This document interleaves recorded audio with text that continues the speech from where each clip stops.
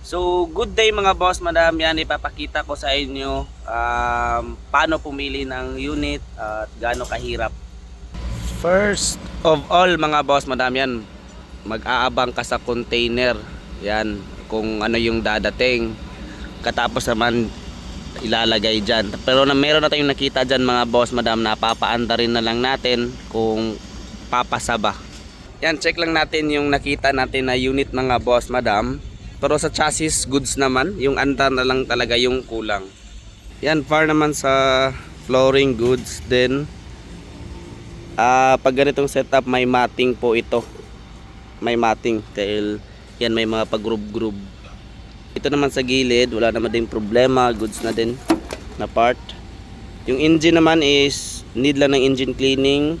Yung mga tinitingnan ko na mga nabubulok una, goods naman, walang problema. Tapos naka power steering, then aircon na din mga boss, madam, 4x4. Sa kabilang side, wala rin bulok mga boss, goods na goods. Then pagkatapos nito, gagawin dyan.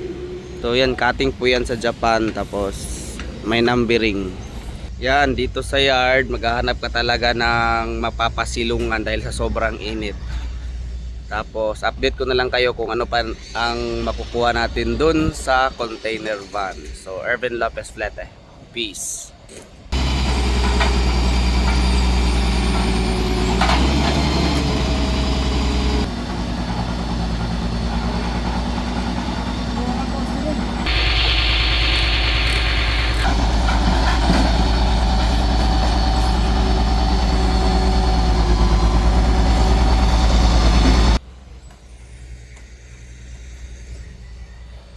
Tapos may dumating pa palang isang container van sa labas mga boss, madam. Yan, nandun sa labas.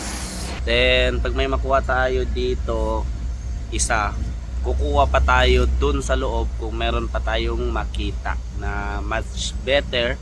Pero kung okay naman tong nandito na, edi okay na. So pipili lang tayo ng isa pa mamaya kung meron pa bang magaganda. Saka nga pala mga boss, madam, sa mga buyer dyan, wag po natin gawing brand new yung surplus. Tulad nito, yung mga presyong binibigay ko is para lang din yung pangmasa lang. Pero yung pangmasa na binibigay ko is kumbaga kina class A ko din. Yung preparation, tapos may 1 month warranty. Pero yung may mga konting pang surplus talaga na ano ba tawag, hindi naman problema yan. Oo nga pala, matatawag din problema. Example lang, na-release na natin sa 1 month sa test drive, wala po akong nakitang problema. Kasi kung meron mang nakitang problema, mapifix naman din yan. Tapos pag release mga 1 month or 2 months, ang nagka-problema lang is ayaw umandar, palyado, dahil lang po sa ignition coil or spark plug. Yan. So konting problema lang naman yan mga boss, madam.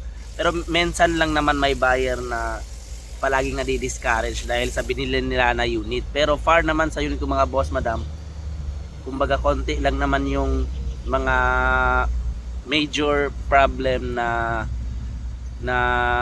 kino-concern ng buyer. Like yun nga yung ayaw mag-start, fuel pump pala, ignition coil. Pero far naman sa mga major talaga, as in major, wala naman po mga boss, madam. Yung iba lang is ayaw umilaw, ayaw gumana, yung 4x4 module ang problema.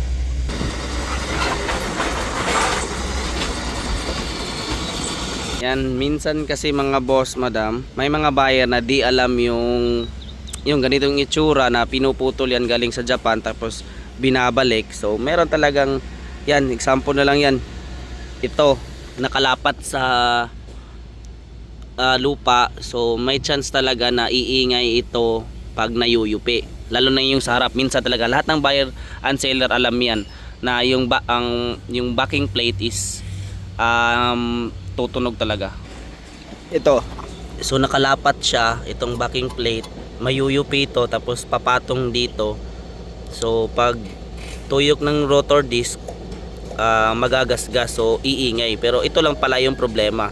Ito kasi mga boss, madam, is wala pong bolt ito. Once nalulus na po ito, need na tagatanggalin. Yung iba may matting pero wala na, crack na. Crack. Actually mga boss madam, kung itong mga unit na to di lang pinutol saka nilagay sa container van, okay pa to galing sa Japan. Kaso lang, kung ikaw ba naman puputol-putulin tapos ibabalik, so meron talagang mga bolt na hindi mababalik dyan, kaya doon napapasok yung mas matagal sa akin, mas okay para ma-check natin ang maayos. Pero wala naman 100% mga boss madam, as long as lang tinest drive, binigyan ako ng buyer na ng mataas na palugit sa mga test drive, mas okay yon. Kasi napapansin ko talaga pag sinabing releasing na, meron na magkakaproblema na, yung mga konting problema lang. Kasi yun, parang ayaw na umalis ng unit sa akin, na parang napamahal na. Yan, ito yung unang unload. So ito yung una, di ba? Ito yung ngayon. Mga kinabukasan, magiging ganyan na naman yan. Kasi hahanapan na ng mga parts. Ano yung mga parts na doon? Nandun yung mga parts. Yan, nandyan. So rate po mga boss madam, may numbering po yan kung anong number ng unit, ano din, yun din yung ibabalik sa kanya. Lalo mga dashboard, lahat na, kung ilaw, windshield, yan, lahat. So yun lang mga boss madam. Sa gusto mag-order, just pay my Facebook account, Ervin Lopez Lete. Huwag mahiyang magtanong, feel free to ask. Usapang tropa lang. Kung meron kayong budget, sabihin nyo lang sa akin para malaman natin kung meron ba bang mai-offer na sakto-sakto sa budget ninyo. Yan, tumawag lang, wag lang mahiya. Tapos baka lang meron akong ma-offer. Kung okay lang sa akin yung offer ninyo, okay. Pero pag ipapa-adjust ko na lang kung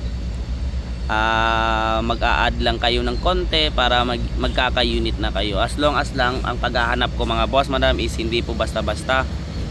Piling-pili ko mga boss madam na dapat talaga walang bulok. Unang-una pala yan, yung usok sa kalik, mamaya na yan pag sa test drive kung meron bang magli-leak. Tapos oil seal naman na yan, depende na lang kung anong aayusin, as long as lang ginawa natin yung lahat nating makakaya.